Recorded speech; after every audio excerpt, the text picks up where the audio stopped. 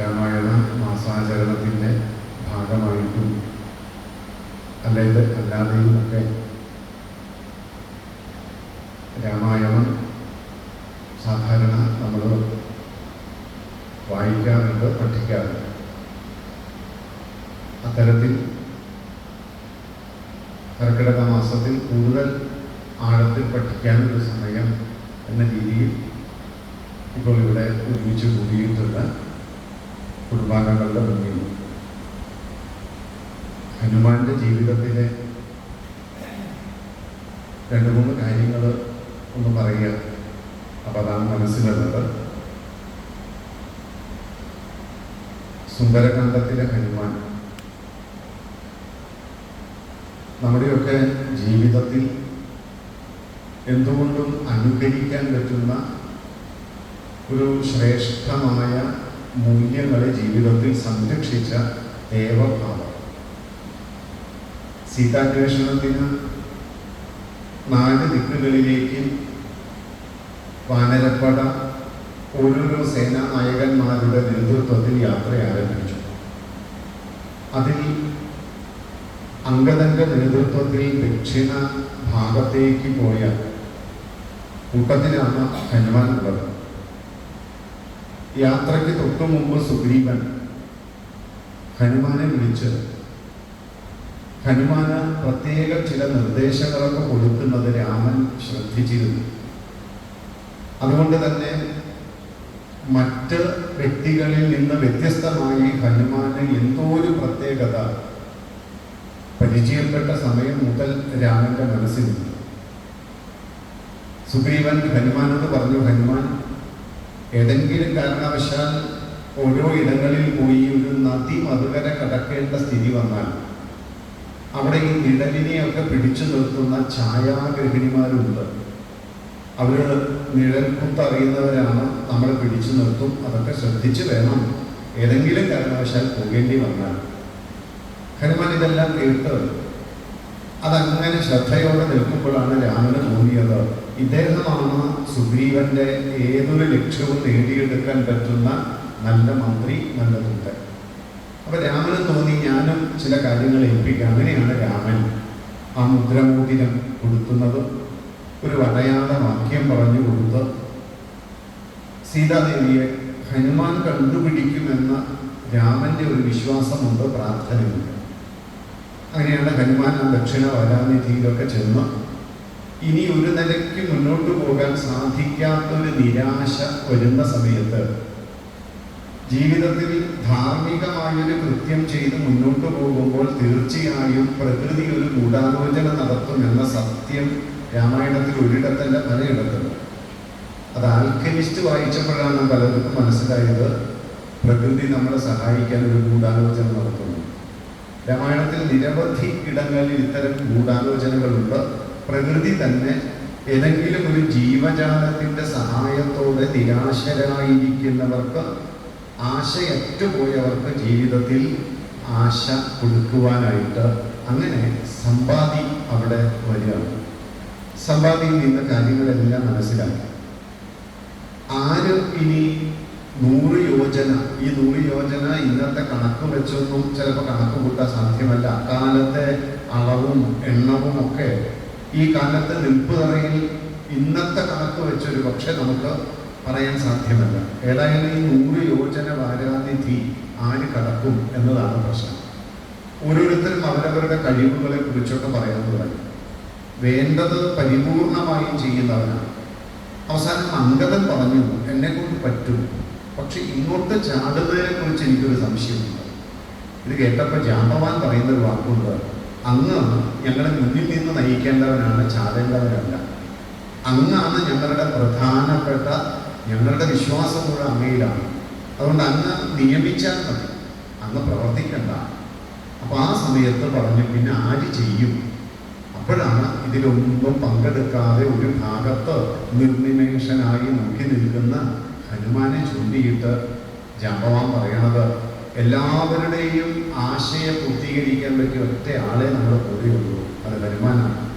പിന്നെ ഹനുമാനെ കൂടുതൽ കൂടുതൽ കഴിഞ്ഞുപോയ ജീവിതത്തിലെ കരുത്തുകളെ ബോധ്യപ്പെടുത്തി ഹനുമാൻ ഉയർത്തുക.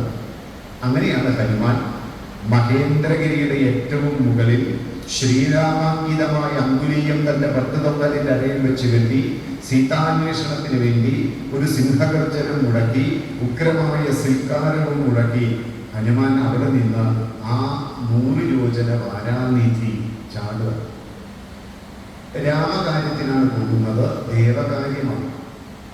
ഏതൊരു ദേവകാര്യം ചെയ്യുമ്പോഴും സ്വാഭാവികമായും ചില മുടക്കുകൾ ഉണ്ടാകും, തടസ്സങ്ങൾ ഉണ്ടാകും, തടസ്സവാദങ്ങൾ ഉണ്ടാകും, പ്രലോഭനങ്ങൾ ഉണ്ടാകും, പരീക്ഷണങ്ങൾ ഉണ്ടാകും.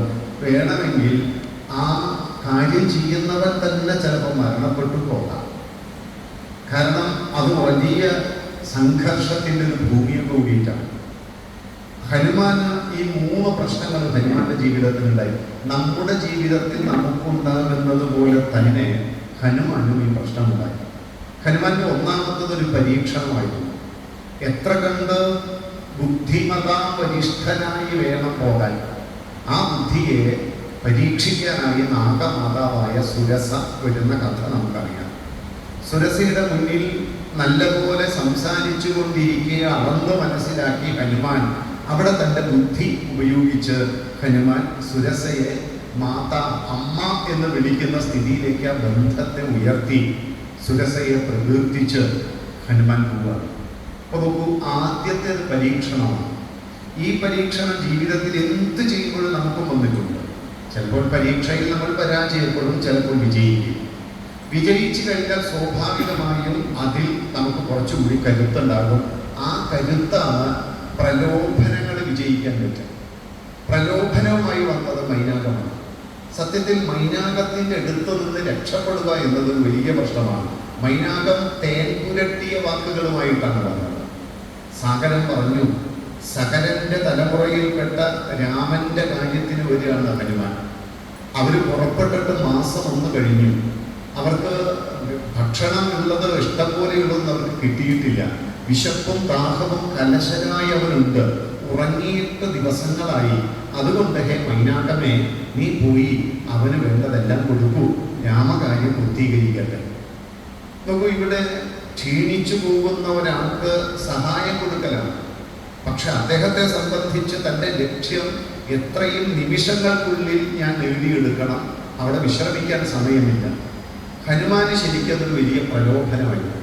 മൈനാക പർവ്വതം ഉയർന്നു വന്നു. ആ ശിഖരം ഉയർന്നു വന്ന് ഹനുമാനോട് പറയുന്ന വാക്കുണ്ട്. ഹനുമാൻ, കാലം എത്രയായതാ യാത്ര തുടങ്ങിയിട്ട്?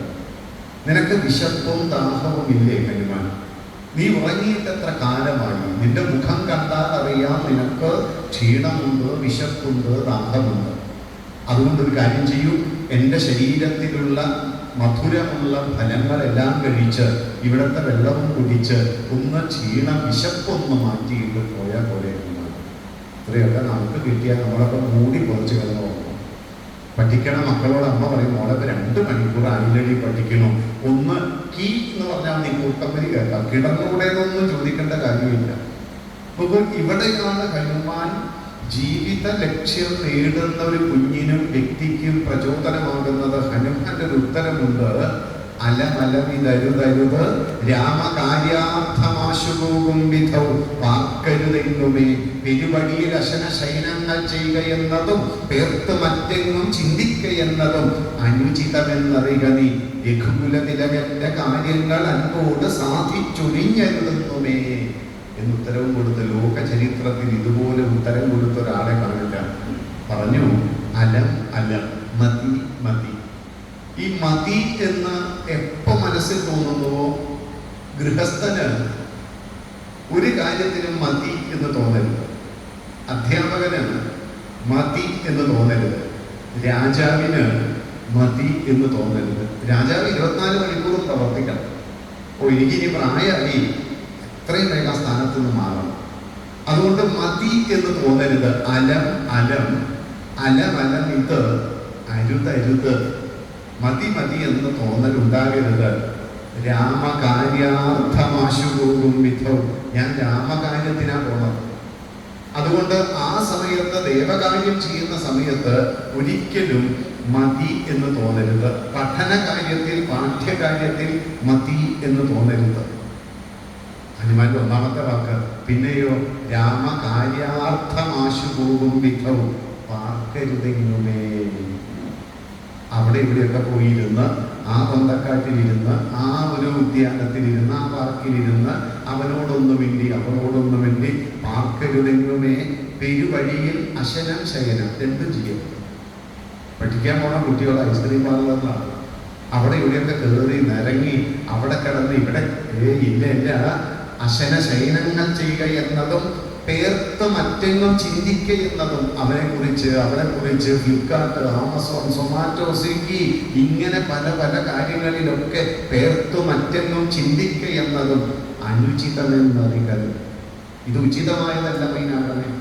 അതുകൊണ്ട് രഘുകുല തിലകന്റെ കാര്യങ്ങൾ അൻപോട് സാധിച്ചൊഴിഞ്ഞ് ഞാൻ നിന്റെ അടുത്ത് വരാം, നിന്റെ ആതിഥ്യമോ എന്തു വേണമെങ്കിലും ഞാൻ സ്വീകരിക്കാം. പക്ഷെ അതുകൊണ്ട് ഇപ്പോൾ എനിക്ക് വിശപ്പുണ്ട്, ദാഹമുണ്ട്, ഉറക്കവും വരുന്നുണ്ട്. പക്ഷെ നിനക്കറിയുമോ മൈനാകമേ, ഞാനിങ്ങ് വരുമ്പോൾ 1,00,000 കവിവീരന്മാർ എൻ്റെ സഹോദരന്മാർ വറുത്തിട്ട മണൽത്തിട്ടയിൽ തപ്തമായ ഹൃദയത്തോടുകൂടി എൻ്റെ വരവും കാത്തിരിക്കുമ്പോൾ ഞാനിവിടെ ഉണ്ട് ഉറങ്ങി കുടിച്ച് സുഖിച്ചിരുന്നാൽ അവരുടെ ആ പ്രതീക്ഷ ഞാനാണ് മൈനാകമേ. ഞാൻ ചെയ്യുന്നത് മര്യാദയാണോ മൈനാകമേ? അതും പോലെ മൈനാകമേ. ഞാൻ ഇങ്ങ് വരുമ്പോൾ പമ്പാസരസിൽ മനമുരുകി കഴിയുന്ന എൻ്റെ ശ്രീരാമഭദ്രനെ കണ്ടിട്ടാണ് ഞാൻ ഇങ്ങ് വരുന്നത്. സീതാവിയോഗത്തിൽ ദുഃഖം കൊണ്ട് എൻ്റെ രാമഭദ്രന്റെ ആ കടലൊന്നകറ്റാൻ ഞാൻ എത്രയും പെട്ടെന്ന് സീതയെ കണ്ടെത്തി വരണ്ടേ. അപ്പോൾ ഞാനിവിടെ ഇങ്ങനെ തിന്നു കുടിച്ച് രുചിച്ച് സുഖിച്ചിരുന്നാൽ എങ്ങനെയാണ് എൻ്റെ ഭഗവാന്റെ കാര്യം നടക്കുക? അതുകൊണ്ട് ഞാൻ പോട്ടെ, ടാറ്റ ബൈ ബൈ പറഞ്ഞു പോകുന്ന ഈ ഒരു ലക്ഷ്യം നേടുന്നത് വരെ വിശ്രമമില്ലാതെ ഉള്ള ഹനുമാന്റെ ഈ സ്വഭാവം നമ്മുടെ കുഞ്ഞുങ്ങളിലൊക്കെ ഉണ്ടെങ്കിൽ നമുക്കൊക്കെ എത്ര സുഖമാണ്. പഠിക്കുന്നു പോലും പറയേണ്ട. കാരണം എൻ്റെ ജീവിത ലക്ഷ്യം നിർണയിച്ചുവെങ്കിൽ അത് ഗൃഹസ്ഥന് ഏത് മേഖലയിലും പ്രവർത്തിച്ചാൽ, സംഘടനാ പ്രവർത്തനം ചെയ്യുന്നവർ, സാമൂഹ്യ സേവനം ചെയ്യുന്നവർ എല്ലാവരെ സംബന്ധിച്ചും ഹനുമാന്റെ ഈ വാക്ക് എന്നും സുന്ദരമാണ്. അവിടെ നിന്ന് പോയി. അപ്പോഴാണ് വളരെ വേഗത്തിൽ പോകുന്ന തൻ്റെ യാത്ര. ഒരു നല്ല നാഷണൽ ഹൈവേ കൂടെയാണ് യാത്ര. ഒരു നാട്ടുംപുറത്തെ ഘട്ടമുള്ള കുണ്ടും കുഴിയും നിറഞ്ഞൊരു റോട്ടിലേക്ക് ഇറങ്ങിയതുപോലെ തൻ്റെ യാത്രയ്ക്ക് ഒരു കിടുകിടുക്കം തോന്നി. മുന്നോട്ട് പോകാൻ പറ്റുന്നില്ല, വേഗത കുറഞ്ഞു.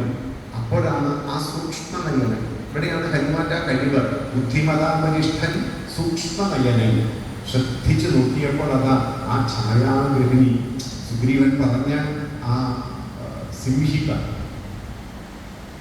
വലിയ ചർച്ചയ്ക്കൊന്നും നിന്നില്ല. ചിലവരെ cannot be mended, it must be ended. ചിലവരായിട്ട് ചർച്ചയ്ക്ക് പോലും നിൽക്കരുത്, അതിനപ്പം അവസാനിപ്പിക്കാം. പട്ടമേശാസമ്പന്നൊന്നും അവരുടെ കാര്യത്തിൽ നടക്കില്ല, അതിനൊന്നും നിൽക്കരുത്. അതുകൊണ്ട് ചിലർക്ക് കരുത്തിന്റെ ഭാഷയെ മനസ്സിലാകും. ഒറ്റയടി അപ്പത്ത് ഹനുമാൻ അവിടെ നിന്നും നേരെ ലങ്കാലക്ഷ്മിയെയും തകർത്ത് ലങ്കയുടെ ആ വലിയ മതിൽക്കെട്ടിന്റെ അവിടെ വന്നിരുന്നു. ഇത്രയും നോക്കൂ. ഇത്രയും ചെയ്തതിൽ നിന്ന് നമുക്ക് ഹനുമാന്റെ കുറേ ഗുണങ്ങളെ മനസ്സിലാകും. പോരാ, ഹനുമാൻ ആ മതിലിൽ ചെന്നിരുന്ന് ചിന്തിക്കുന്ന ചില കാര്യമുണ്ട്. ആ കാര്യങ്ങളിൽ 2 കാര്യം വിശേഷപ്പെട്ടതാണ്. ഒന്ന്, ഞാൻ എന്തിനാണ് ഇങ്ങോട്ട് വന്നത്? രാജാവ് മന്ത്രിമാരുമായി ചേർന്ന് കുറേ കാര്യങ്ങളെ പറ്റി ചിന്തിക്കും. ആ ചിന്തിച്ച കാര്യങ്ങൾക്ക് ഒരു രൂപരേഖയുണ്ടാകും. എന്നിട്ട് ഒരു വിദേശകാര്യ വകുപ്പ് കൈകാര്യം ചെയ്യുന്ന ഒരു ദൂതനെ നടന്നേക്കും. അപ്പോൾ രാജാവ് നിശ്ചയിച്ചുറപ്പിച്ച കാര്യങ്ങൾ ഏറ്റവും ഭംഗിയായി ചെയ്യാനാണ് എന്നെ വിട്ടത്. അപ്പോൾ ഞാനിവിടെ വികാരം കാണിക്കാതെ വിവേകം കാണിക്കണം, മനസ്സിനെ ആശ്രയിക്കാതെ ബുദ്ധിയെ ആശ്രയിക്കണം. എന്നാൽ മാത്രമാണ് കാര്യം ഉളവാകാതിരിക്കുക. ഈ കാര്യത്തിൽ എനിക്ക് വിജയിച്ചേ പറ്റും. അപ്പൊ ഞാൻ എന്തൊക്കെ ചെയ്യണം? ഇനി ഹനുമാൻ ചെയ്ത പ്രവൃത്തി നമ്മൾ ഇമാജിൻ ചെയ്യണം. ഹനുമാൻ ഒരു 200 പേജിന്റെ ഒരു നോട്ട് പുസ്തകം എടുത്തു.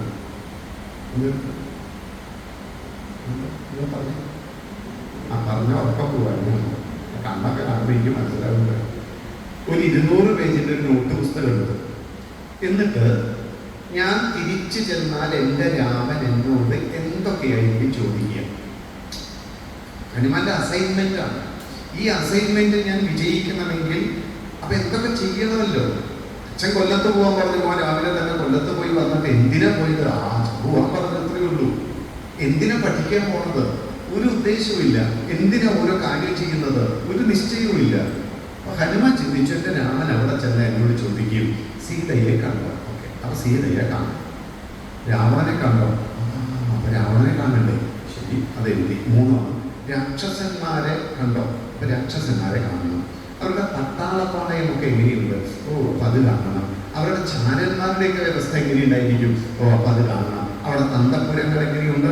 അത് കാണണം. അവിടുത്തെ കൊട്ടാരത്തിന്റെ നിർമ്മിതി എങ്ങനെയാണെന്ന് ചോദിച്ചാൽ അത് കാണണം. അവിടുത്തെ വഴിത്താരകൾ, ഒരു ആക്രമണത്തിന്റെ ദൃഷ്ടിയിൽ നമുക്ക് ഏതിലൂടെ ആക്രമിച്ച് കയറണമെന്ന് ചോദിച്ചാൽ ഞാൻ ആ വഴിത്താരകൾ പരിചയപ്പെടണം. അവരുടെ യുദ്ധതന്ത്രം എങ്ങനെയുണ്ട്? അപ്പൊ ഞാനത് അറിയണം. ആയുധജാലങ്ങൾ എങ്ങനെയുണ്ട്? ഞാനത് അറിയണം. ഇങ്ങനെ തുടങ്ങി എന്തൊക്കെയാണോ എൻ്റെ രാമചന്ദ്രൻ എന്നോട് ചോദിക്കാൻ സാധ്യതയുള്ളത്, ആ ചോദ്യങ്ങളെ ഒരു പാഠഭാഗത്ത് നിന്നൊരു വിദ്യാർത്ഥി, കുശാഗ്രബുദ്ധിയുള്ള കുഞ്ഞ്, ടീച്ചർ 6 ചോദ്യത്തിന് ഉത്തരം പറഞ്ഞു തന്നുവെങ്കിൽ അതിൽ നിന്ന് 60 ചോദ്യങ്ങൾക്ക് ഉത്തരം കണ്ടെത്തി ഈ കുഞ്ഞ് എങ്ങനെയാണ് പരീക്ഷ എന്ന് പറയുന്ന ആ യുദ്ധത്തിന് തയ്യാറെടുക്കുന്നത്? ഇതുപോലെ സർവായുധപാണിയായിട്ടാണ് ഹനുമാൻ ആ സ്ഥലത്തിരുന്നൊരു തീരുമാനമെടുത്തു. എൻ്റെ അസൈൻമെന്റ് ഓരോന്നും തയ്യാറാക്കി. ശരി, ഇനി 1 തൊട്ട് തുടങ്ങാന്നുള്ളതേ ഉള്ളൂ. ഇപ്പൊ ചെയ്യേണ്ട കാര്യത്തിന് ഹനുമാൻ ഒരു കൃത്യതയായി, ഭംഗിയായി, വെൽ പ്ലാൻഡ് ആണ്, പ്രീ പ്ലാൻഡ് ആണ് അദ്ദേഹം. വന്നു ചേരുന്ന ഒരു ബസ്സിൽ ചാടിക്കയറി അത് പോണ വഴിക്ക് പോലല്ല, എനിക്ക് പോകേണ്ട ബസ് ഏതെന്ന് നിശ്ചയപ്പെടുത്തിയിട്ട് അത് ചെയ്യുന്നതാണ് ഹനുമാൻ. മുൻകൂർ ആസൂത്രണം ഹനുമാന്റെ ജീവിതത്തിലുണ്ട്. അതുകൊണ്ട് ഹനുമാനെ നമ്മൾ ബുദ്ധിമതാം വരിഷ്ഠൻ എന്ന് പറയുന്നത്. അവിടെ ഇരുന്നു, ഇനി ലങ്കയിൽ ഞാൻ എങ്ങനെ കടക്കും? വായു ഭഗവാൻ പോലും ഭയന്നാണ് അങ്ങോട്ട് കടക്കുന്നത്. ലോകത്തിൽ സ്വർണം കൊണ്ട് 4 അതിരുകൾ നിശ്ചയിക്കപ്പെട്ട ആളാണ് വൈശ്രവണ കുബേരൻ. ആ കുബേരന്റെ ലങ്കയാണിത്. അപ്പൊ സ്വർണമാണ് മൊത്തം. ഭൗതികമായി എല്ലാ ഉയർച്ചയുമുള്ള ഇടം. അതുകൊണ്ട് ഹനുമാൻ അവിടെ ഇരുന്ന ആരും കാണാൻ പറ്റാത്തൊരു ചെറിയ വേഷത്തിൽ വേണം ഇനി ഞാൻ കടക്കാൻ. എന്നെ കൊണ്ട് അപകടമൊന്നും ഉണ്ടാവരുത്, എൻ്റെ സ്വാമിയുടെ കാര്യവും നടക്കണം. ഞാനിത് പറയുമ്പോൾ കഥ മാത്രം കേൾക്കരുത്. ജീവിതത്തിൽ നമുക്ക് ചെയ്യാനുള്ള നേടേണ്ട കാര്യങ്ങൾ കൂടി ഇതിൻ്റെ കൂട്ടത്തിൽ കാണണം. അല്ലെങ്കിൽ രാമായണം ഏട്ടിലെ പുലി മാത്രമാകും. ഈ വരികൾ പണ്ടുണ്ട്, ഇത് പുതിയ വരികളല്ല. ഹനുമാൻ എന്നിട്ട് ഓരോ ഇടങ്ങളിലും സൂക്ഷ്മമായി ആരുടെ കണ്ണിലും പെടാതെ ആ കുശാഗ്ര ബുദ്ധിയുള്ള വ്യക്തി അന്വേഷിച്ചു. ആദ്യം ചാരനിലയം, പട്ടാളപ്പാളയം, ആയുധപുര, അടുക്കള കണ്ടു. അടുക്കളയിലെ വിഭവങ്ങളൊക്കെ വാൽമീകി എഴുതിയിട്ടുണ്ട്. നല്ല പുളിശ്ശേരി, എരിശ്ശേരി, അവിയല് എല്ലാം. മാംസം ഒരു ഭാഗത്ത്, മദ്യം മറുഭാഗത്ത്, വറുത്തത്, പൊരിച്ചത്, തൂക്കിയിട്ട് ചൂടാക്കണത്, ഗ്രില്ലിൽ വെച്ച് പൊള്ളിക്കണം തന്നുണ്ട് കേട്ടോ. അത് അങ്ങനത്തെ ഇങ്ങനത്തെ എല്ലാം പല പല വിധത്തിലുള്ള ഭോജ്യങ്ങളെല്ലാം കണ്ടു. അപ്പൊ അവരെ ഓരോരുത്തരെയും മനസ്സിലാക്കണം. അപ്പൊ ഇതൊക്കെ കഴിക്കണവരുണ്ടെങ്കിൽ ഈ ഗുണമുള്ളവരുണ്ട്, ഈ ഗുണമുള്ളവരുണ്ട്, ഈ ഗുണശാലികളുണ്ട്. അവിടെ സത്വപ്രധാനികളുണ്ട്. സത്വം മാത്രമല്ല, അവിടെ എല്ലാ വിധത്തിലുമുള്ള സ്വഭാവമുള്ളവരുണ്ട്. പിന്നെ ഓരോ മുറികൾ നോക്കി. പ്രഹസ്തന്റെ, മഹാഭാർഷന്റെ, വിഭീഷണന്റെ, കുംഭകർണന്റെ, രാവണന്റെ ഒക്കെ അന്തഃപുരത്തിൽ പോയി. അവസാനം രാവണന്റെ അന്തഃപുരത്തിൽ ചെന്നു. അവിടെ ചെന്നപ്പോൾ അനന്ത വെളിച്ചത്തിലാണ് കാണുന്നത്. അപ്പൊ രാവണന്റെ തോള് മാത്രമേ കണ്ടുള്ളൂ. അത് കണ്ടപ്പോൾ തന്നെ പുള്ളി ഞെട്ടി. പിന്നെ ചുറ്റുപാട് ധാരാളം സ്ത്രീകൾ കിടക്കുന്നത് കണ്ടു. എവിടെ? രാവണന്റെ കാൽപാദത്തിൽ ഒരാള്, കാലിന്റെ മുട്ടും ഒരാള്, തുടയിൽ ഒരാള്, വയറിൽ ഒരാള്, കയ്യിൽ ഒരാള്. ചുറ്റുപാട് സ്ത്രീകളെ കൊണ്ടൊരു സൂര്യൻ ഇങ്ങനെ നിൽക്കുകയാണെങ്കിൽ എങ്ങനെയാണ് സൂര്യകിരണങ്ങൾ പോലെ ചുറ്റുപാടും സ്ത്രീകളാണ്. രാവണൻ പുറത്തേക്ക് ഇറങ്ങിയാൽ നമ്മളൊക്കെ പുറത്തു പോയ 1 കിലോ ആപ്പിൾ, 1 കിലോ മുന്തിരി, 2 കിലോ ഓറഞ്ചൊക്കെ മേടിച്ചു വരികയാണെങ്കിൽ രാവണൻ പുറത്തു പോയാൽ 4-5 സ്ത്രീകൾ കൂടെ ഇല്ല. രാവണന്റെ റൊട്ടീനാണ്. എവിടെ പോയാലും രത്നം രാജാവിന് ചൂടാനുള്ളതാണ്. രാജാവ് ഞാനാണ്, അതുകൊണ്ട് സ്ത്രീരത്നങ്ങളൊക്കെ എനിക്കാണ്. ഇതാണ് രാവണന്റെ ഒരു രീതിയാണ്. പിന്നെ രാവണൻ ഒരു ഡയലോഗ് പറയുന്നത് സീതയുടെ എടുത്തത്. പണ്ട് ഈ ബാലങ്കനായാലും ടി രവി മാത്രമേ പറഞ്ഞിട്ടുള്ളൂ. അദ്ദേഹം പറഞ്ഞത് എന്താ വെച്ചാല്, ബലാത്സംഗം അത് ഞങ്ങൾക്ക് പറഞ്ഞതാണ്. അതിന് എന്ത് ബലാത്സംഗം. ഇത് രണ്ടുപേരെ പറഞ്ഞിട്ടുള്ളൂ. ഗോവിന്ദൻകുട്ടി അതിനൊന്നും പോയിട്ടില്ല. TG രവിയും പിന്നെ അതാണ്. പിന്നെ ഉമ്മർ പറയുക മാത്രമേ ഉള്ളൂ, അവരൊന്നും ചെയ്യാൻ പോയിട്ടില്ല. പക്ഷേ ബലാത്സംഗം ഞങ്ങളുടെ കർത്തവ്യമാണ്, അത് ഞങ്ങളുടെ അവകാശമാണ്. അതുകൊണ്ട് ഞങ്ങൾ ഏത് സ്ത്രീയെയും ബലാത്സംഗം ചെയ്യും. ഇത് രാവണന്റെ പറയുന്നതാണ്. അങ്ങനെയുള്ള രാവണൻ പലയിടങ്ങളിൽ നിന്നും പിടിച്ചുകൊണ്ടുവന്ന സ്ത്രീകളെല്ലാം ചുറ്റും. പിന്നെ പല പല മുറിയിൽ നോക്കിയപ്പോ വാൽമീകിയുടെ ഭാഷയാണെങ്കിൽ മതിമറന്ന് കിടന്നുറങ്ങുന്ന പലതാരങ്ങളെ കണ്ടു. അപ്പൊ രാത്രിയിലാണ് വസ്ത്രമുള്ളവർ, വസ്ത്രമില്ലാത്തവർ, പലതരത്തിലുള്ളതെല്ലാം ഹനുമാൻ ഇങ്ങനെ കാണുകയാണ്. മദ്യപിച്ചവര്, നൃത്തം കഴിഞ്ഞ് ക്ഷീണിച്ച് കിടക്കുന്നവര്, ദമ്പതീക്രിയ ചെയ്ത് ക്ഷീണിച്ച് കിടക്കുന്നവര്, വസ്ത്രമില്ലാത്തവര്, ഇങ്ങനെയൊക്കെ ഓരോ മുറിയിലും കയറി കയറി കണ്ടു. രാവണന്റെ മുറിയിൽ കയറിയപ്പോൾ അങ്ങേറ്റത്ത് ഒരു നല്ല സുന്ദരിയായ സ്ത്രീ ഒരു കട്ടിലിൽ കിടക്കും. ഹനുമാന് സന്തോഷമായി. സീത അത്രയും സുന്ദരിയെ കണ്ടിട്ടില്ല. അപ്പൊ സീതയാണെന്ന് ഉറപ്പിച്ചു. ആ തന്റെ ആ ഒരു പ്രാകൃതമായിട്ടുള്ള പെട്ടെന്നുള്ള തന്റെ ചിന്ത വന്നു. പെട്ടെന്ന് ഹനുമാൻ ഒരു സന്തോഷം കൊണ്ട് ആധിക്യം. പിന്നെ ചിന്തിച്ചു, ഞാൻ എന്തൊരു മണ്ടനാ നോക്കൂ, എന്റെ സീതാമാതാവ് രാമനെ വിട്ട് ഇങ്ങനെ കിടന്നുറങ്ങൂ. വിരകണിയായിട്ടുള്ള പ്രേമവല്ലഭയ്ക്ക് ഉറങ്ങാൻ പറ്റുമോ? അപ്പൊ എന്റെ സീത ഉറങ്ങില്ല. അപ്പൊ അത് സീതയല്ല, അദ്ദേഹത്തിന്റെ CBI ഡയറി ഗ്രൂപ്പാണ് മൊത്തം. അപ്പൊ അദ്ദേഹം അങ്ങനെ ചിന്തിച്ചത് പറഞ്ഞു, മണ്ഡോദരിയാണ്. അപ്പൊ അത് പിടികിട്ടി, മണ്ഡോദരിയാണെന്ന് ഉറപ്പിച്ചു. ഇനി പറയുന്ന ഒരു ഭാഗം മാത്രം ശ്രദ്ധിച്ചാൽ മതി. ഹനുമാനെ നമ്മൾ എന്തിനു പൂജിക്കണം, ഹനുമാൻ എന്തുകൊണ്ട് പൂജ്യനാണ്, ഇതൊക്കെ കഴിഞ്ഞ് പുറത്തിറങ്ങി. ഒന്ന്, വാൽമീകി രാമായണം വായിച്ചാൽ ഹനുമാൻ അവിടെ വെച്ച് നിരാശനായി. സീത കണ്ടില്ല. നിരാശനാകുന്നതിന് മുമ്പ് അദ്ദേഹത്തിന് ഉള്ളിൽ മറ്റൊരു ഫീലിങ്സ് ഉണ്ടായി. ഈ ഫീലിങ്സ് ഒന്ന് മനസ്സിലാക്കണം. അദ്ദേഹം പുറത്തിറങ്ങിയിട്ട് ചിന്തിച്ചു, ഞാൻ ചെയ്തത് ശരിയായോ? എന്ത് എത്തിച്ചു നോക്കാൻ പോയതാ ചെയ്തു. നമ്മുടെ ഭാഷയൊക്കെ പറഞ്ഞാൽ ഓരോ മുറിയിലും എത്തി നോക്കി മതിമറന്ന് കിടന്നുറങ്ങുന്ന പരതാരങ്ങളെ കണ്ടപ്പോ, അവരുടെ നഗ്നമായ ദേഹങ്ങൾ കണ്ടപ്പോൾ മോശമായി, ഞാൻ അങ്ങനെയൊക്കെ നോക്കാൻ പാടില്ല, ഞാൻ ചെയ്ത് മോശമായോ? അപ്പൊ ഹനുമാൻ തന്നെ ഹനുമാനോട് ചോദിക്കുക, എങ്ങനെയാണ് അത് മോശമാകുന്നേ? നീ എന്തിനാ വന്നേ? സീതയെ അന്വേഷിച്ച്. സീത ഒരു സ്ത്രീയല്ലേ? അതെ. അപ്പൊ സ്ത്രീകളുടെ കൂട്ടത്തിലല്ലേ സ്ത്രീയെ അന്വേഷിക്കാൻ പറ്റും? അതെ. അപ്പൊ നീ സ്ത്രീകളുടെ കൂട്ടത്തിലല്ലേ അന്വേഷിച്ച്? അതെ. മാൻപേടകളുടെ ഇടയിൽ പോയി നായി അന്വേഷിക്കാൻ പറ്റൂ? ഇല്ല. സ്ത്രീകളുടെ കൂട്ടത്തിൽ അന്വേഷിച്ചത് എന്താ തെറ്റ്? ശരിയാണല്ലോ അല്ലെ, സന്തോഷമായി ഹനുമാന്. അപ്പൊ ഞാൻ ചെയ്ത് തെറ്റില്ല. അല്ല, ഈ നഗ്നദേഹങ്ങളും ഈ ദേഹങ്ങളൊക്കെ കണ്ടപ്പോൾ അത് മോശമായില്ലേ? അപ്പൊ ഹനുമാനോട് ചോദിക്കുക, അതെങ്ങനെയാ മോശമാകുന്നത്? ഹനുമാൻ, നിനക്കിതെല്ലാം കണ്ടപ്പോൾ നിന്റെ മനസ്സിൽ എന്തെങ്കിലും വൈകൃതമുണ്ടായി? രാമായണത്തിൽ അതിസുന്ദരമായ ഒരു സുഭാഷിതം ഹനുമാൻ പറയുകയാണ്. നിനക്ക് എന്തെങ്കിലും വൈകൃതം മനസ്സിൽ വന്നു, ഇത് കാണുമ്പോൾ മനസ്സിൽ എന്തെങ്കിലും വൈകൃതം വന്നു. ഹനുമാൻ ചിന്തിച്ചില്ല. നീ മിടുക്കനല്ലേ ഹനുമാൻ? വീണ്ടും ടിക്ക് മാർക്ക് നോക്കണേ. ഓരോ ടിക്ക് മാർക്കിനും ഹനുമാൻ എന്ന് പറയുന്ന വ്യക്തിയുടെ കോൺഫിഡൻസ് വർദ്ധിക്കുകയാണ്. ഞാൻ നല്ല ആളാണ്. എന്നിട്ട് അദ്ദേഹം പറയുകയാണ്, ഈ ഓരോ ഇന്ദ്രിയങ്ങളും പ്രവർത്തിക്കുന്നത് മനസ്സ് മൂലമാണ്. മനോഹിഹേതു സർവേഷാം ഇന്ദ്രിയാണാം പ്രവർത്തത. മനസ്സ് മൂലമാണല്ലോ ഇന്ദ്രിയങ്ങൾ പ്രവർത്തിക്കുന്നത്. അല്ലാണ്ട് കണ്ണിന് സ്വന്തമായിട്ട് എന്ത് ചെയ്യാൻ പറ്റും? ഒന്നും ചെയ്യാൻ പറ്റും. മനസ്സ് കൂടെ ഉണ്ടെങ്കിൽ മാത്രമാണ് ഇന്ദ്രിയം ശരിക്കും പ്രവർത്തിക്കും. കണ്ണിന് കാണാം, കണ്ടത് ഇന്നതാണെന്ന് ബോധ്യപ്പെടുത്തണമെങ്കിൽ, ഇന്നയാളാണെന്ന് അറിയണമെങ്കിൽ, ഇന്നതാണെന്ന് നമുക്ക് തീരുമാനിക്കണമെങ്കിൽ മനസ്സ് അതിനോട് ചേർന്ന് വേണം. അതുകൊണ്ട് മനസ്സ് ഇന്ദ്രിയങ്ങളോട് ചേർന്നില്ലെങ്കിൽ യാന്ത്രികം, യന്ത്രം. അതുകൊണ്ടാണ് ചില പ്രവൃത്തികളൊക്കെ യാന്ത്രികമായിട്ടാണ് ചെയ്യണത്. പഞ്ചസാരയ്ക്ക് പകരം ഉപ്പെടുത്തിടും, ഉപ്പിന് പകരം പഞ്ചസാര ഇടും. യന്ത്രമാണ്, മനസ്സിന്റെ അവിടെ പ്രവർത്തിച്ചിട്ടുണ്ടാവും ഇന്ദ്രിയങ്ങൾ. അപ്പൊ ഹനുമാൻ പറയുകയാണ്, മനസ്സ് മൂലമാണല്ലോ എല്ലാം. ശുഭാശുഭങ്ങളിൽ ഈ മനസ്സ് പാഠം തെറ്റാതിരുന്ന പോലെ എന്റെ മനസ്സ് പാഠം തെറ്റിയില്ല. അപ്പൊ എനിക്ക് സ്വഭാവത്തിൽ A+. കൂടുതൽ സന്തോഷം. ഇങ്ങനെ തന്നെ വിലയിരുത്തി ഹനുമാൻ ആ സ്വഭാവത്തെ മാറ്റുരയ്ക്കുകയാണ്. ഇതാണ് നമ്മുടെ കുഞ്ഞുങ്ങളോട് നമ്മളോട് നമ്മൾ പറയണം. ഹനുമാനെ പോലെ ഈ സ്വയം വിശകലനം മാത്രമാണ് ഇന്നത്തെ ലോകത്ത് ജീവിക്കുമ്പോൾ നമുക്ക് ചെയ്യാൻ പറ്റും. അല്ലാതെ ആർക്ക് ആരെ നന്നാക്കാൻ പറ്റും? എനിക്ക് ആകെ സാധിക്കുക എന്നെ നന്നാക്കാം. എനിക്ക് എൻ്റെ ഭാര്യയെ നന്നാക്കാൻ പറ്റുമെന്ന് നിങ്ങൾക്ക് തോന്നുക. എൻ്റെ ഭാര്യയ്ക്ക് എന്നെ നന്നാക്കാൻ പറ്റുമെന്ന് നിങ്ങൾക്ക് തോന്നുക.